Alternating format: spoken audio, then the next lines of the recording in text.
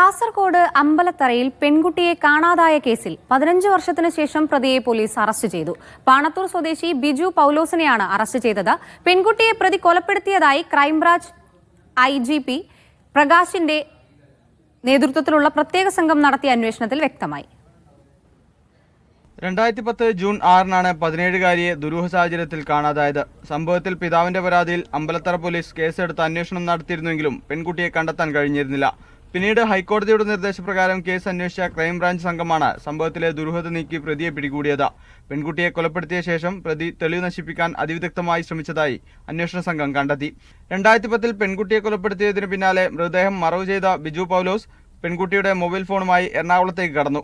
പെൺകുട്ടി ജീവിച്ചിരിപ്പുണ്ടെന്ന് കാണിക്കാൻ ഇതേ ഫോണിൽ നിന്ന് പെൺകുട്ടിയുടെ പിതാവിന്റെയും ബിജു പൗലോസിന്റെ ഫോണിലേക്കും നിരവധി തവണ വിളിച്ചു.